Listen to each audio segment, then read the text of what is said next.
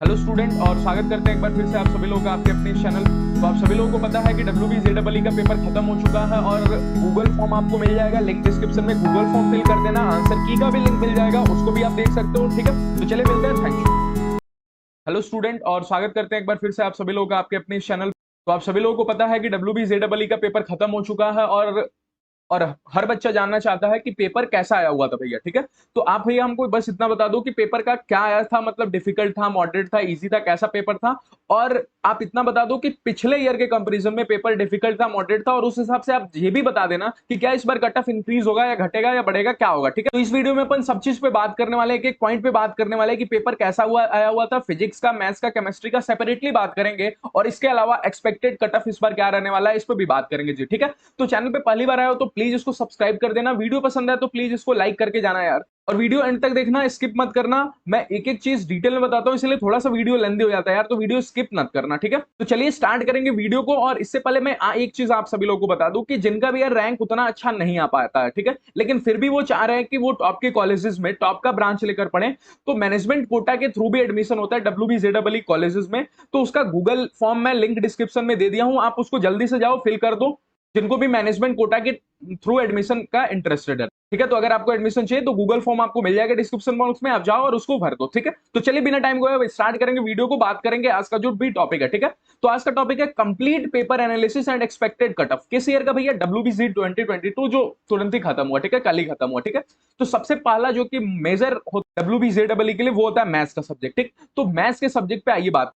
अब मैथ्स की बात करें तो सबसे पहला देखिए क्या लिखे हुए, 2022 paper was easy as compare to 2021 paper. ये मजे की बात है। क्या मजे की बात है कि जो पिछले साल का पेपर था उसके कंपैरिजन में इस साल का पेपर का डिफिकल्टी लेवल कम था जी। ठीक है, ये पहला पॉइंट जो कि आपको हिट करना चाहिए कि पिछले साल का आप पूछ रहे थे ना, पिछले साल से कंपैरिजन का क्या मतलब भैया, क्या कंपेयर करोगे, पिछले साल के कंपेयर में पेपर डिफिकल्ट था, इजी था। तो मैंने सबसे पहले लाइन में देख दिया, पूरा पेपर को मैं देखा हूं अच्छे से, और रिव्यू भी बहुत सारे स्टूडेंट का देखा हुआ हूं, सुना हुआ हूं। ठीक है, उसके सुनने के बाद मैंने जो एनालिसिस किया वो ये किया कि पिछले साल का जो पेपर था वो थोड़ा बहुत डिफिकल्ट था इस साल के पेपर से। ठीक है, दूसरा पॉइंट क्या है भैया, most of the questions are direct solvable and by using formula and concept. बहुत सारे क्वेश्चंस थे यार, मैं आपको बता दूं कि मोस्ट ऑफ द क्वेश्चन ऐसे थे जो कि नोट्स अगर आपने पढ़ा होगा अच्छे से तो नोट्स का ही क्वेश्चन था आपका। ठीक है, नोट्स का क्वेश्चन मिल जाता आपको, अगर आपने कोई अच्छा सा बुक किया हुआ तो उस बुक से भी डायरेक्ट क्वेश्चन और डायरेक्ट फॉर्मूला से ही पुट करने वाले क्वेश्चन मतलब थे। ठीक है, लेकिन इसके अलावा कुछ क्वेश्चन ऐसे भी थे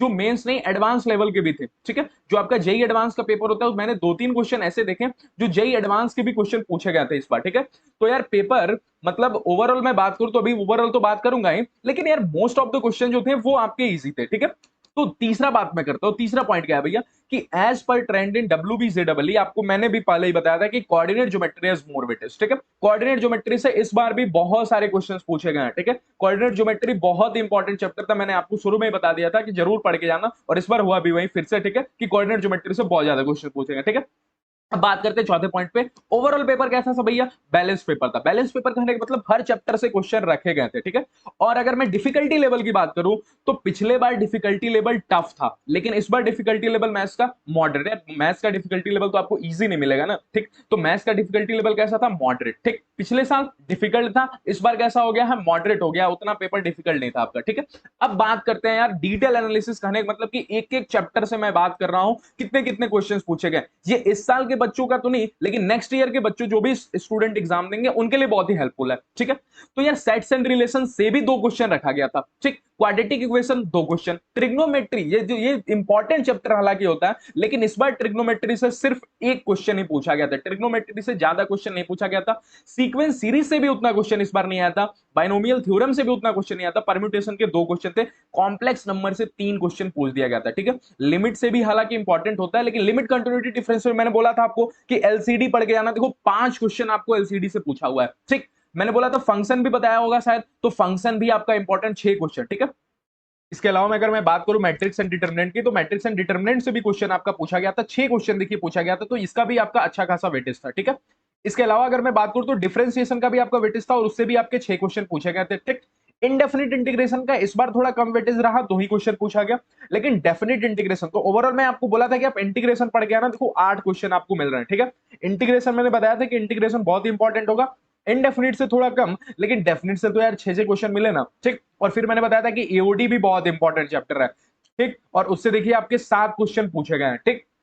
अगर अगली बात करूं तो डिफरेंशियल इक्वेशन 2 क्वेश्चन पूछा गया, एरिया अंडर कर्व 1 क्वेश्चन ही पूछा गया, ये उतने इंपॉर्टेंट चैप्टर होते नहीं, मैंने बताया भी नहीं था इसको, ठीक है। और वेक्टर थ्री देखिए 4 क्वेश्चन पूछा गया, प्रोबेबिलिटी 2 क्वेश्चन, और बस रुक जाइए थोड़ी देर के लिए, आप इस पे ध्यान दे दीजिएगा कि कोऑर्डिनेट ज्योमेट्री से 16 क्वेश्चन पूछेगा जी। 16 questions are from coordinate geometry, जिसमें straight line, circle, hyperbola, ellipse और पैराबोला चैप्टर्स आते हैं, इससे 16 क्वेश्चन पूछे गए, ठीक। तो इंपॉर्टेंट चैप्टर कोऑर्डिनेट ज्योमेट्री था जो मैंने आपको बोला था। इसके अलावा अगर मैं बात करूं तो मैट्रिक्स डिटरमिनेंट भी मैंने बोला था, और इंटीग्रेशन भी मैंने बताया था, और आपको एओडी भी मैंने बताया था, ठीक है। अब बात करते हैं आइए, तो ये मैथ्स का आपका ओवरऑल बात था। मैथ्स का पेपर मॉडरेट रहा था इस बार, मैंने क्या क्या क्वेश्चन किन किन चैप्टर से क्या क्या वेटेज था इस पे भी मैंने बात कर दिया। आज ये मूव करते हैं नेक्स्ट, दैट इज फिजिक्स पे, ठीक है। अब फिजिक्स में भी sir same to same line 2022 का पेपर इजी था 2021 से। यार ओवरऑल अगर मैं बताऊं ना तो 2021 का पेपर डिफिकल्ट था, 2022 का पेपर इजी था, ठीक है। अगर बात करूं कौन कौन से चैप्टर इसमें मेजर चैप्टर बने थे, तो इलेक्ट्रोस्टैटिक मैंने बताया था आपको, मॉडर्न फिजिक्स बताया था आपको, अगर आप मैंने वीडियो देखे होंगे इंपॉर्टेंट चैप्टर का, तो मॉडर्न फिजिक्स, इलेक्ट्रोस्टैटिक, थर्मोडायनेमिक्स मैंने बताया था, मैग्नेटिज्म भी मैंने बोला था, ठीक है। तो ये चारों चैप्टर से क्वेश्चन पूछे गए हैं, ज्यादा क्वेश्चन पूछे गए हैं। और अगर मैं ओवरऑल की बात करूं तो पेपर इजी टू मॉडरेट था। ये मैथ्स वाला पेपर हालांकि मॉडरेट था, लेकिन ये पेपर इजी टू मॉडरेट गया, मतलब बहुत सारे क्वेश्चन इजी थे, बहुत सारे क्वेश्चन मॉडरेट थे, टफ क्वेश्चन इसमें उतना नहीं मिले, ठीक है। सेक्शन सी में भी वेन बहुत इजी क्वेश्चन पूछा गया था इस बार, ठीक है, कुछ मॉडरेट क्वेश्चन थे, ठीक। अगर मैं बात करूं ओवरऑल मतलब कौन कौन से चैप्टर थे, कौन कितना क्वेश्चन आया, तो इलेक्ट्रोस्टैटिक मैंने आपको बताया दिया 6 क्वेश्चन पूछे गए इलेक्ट्रोस्टैटिक से। मैग्नेटिज्म का इस बार थोड़ा वेटेज हो गया, करंट इलेक्ट्रिसिटी का बहुत कम वेटेज हुआ, ये थोड़ा एक इंपॉर्टेंट पॉइंट था, मैंने बोला था कि करंट इलेक्ट्रिसिटी से ज्यादा क्वेश्चन आ सकता है, लेकिन एक ही क्वेश्चन आया इस बार, ठीक है। मैग्नेटिज्म का अच्छा खासा क्वेश्चन 5 क्वेश्चन आ गया, alternating current 1 question, wave optics 2 question, modern physics देखिए, मॉडर्न फिजिक्स को नोट कीजिए 4 क्वेश्चन पूछे गए मॉडर्न फिजिक्स से, थर्मोडायनेमिक्स 5 क्वेश्चन, ठीक। और मैंने बोला था मैकेनिक्स ही का भी वेटेज होता है, तो देखिए Newton law of motion question आया था, रोटेशनल मोशन क्वेश्चन आया था, प्रोजेक्टाइल क्वेश्चन आया था, सेंटर ऑफ मास क्वेश्चन आया था, ठीक है। तो ये कुछ चैप्टर है, कितने कितने क्वेश्चन में आप देख लीजिएगा इसको, ठीक है।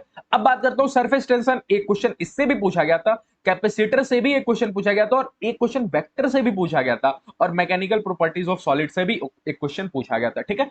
तो और बात करते हैं नेक्स्ट, दैट इज केमिस्ट्री पे। तो यार केमिस्ट्री के बारे में आपको क्या ही बोलना, केमिस्ट्री जो था ये तो इस बार का बहुत ही ज्यादा इजी था केमिस्ट्री, ठीक है। 2022 से कंपेयर करें तो इजी था ही, हालांकि 2022 का भी केमिस्ट्री उतना टफ नहीं था, लेकिन अगर मैं कंपेयर करूं तो 2022 से भी इजी था इस बार का, ठीक है।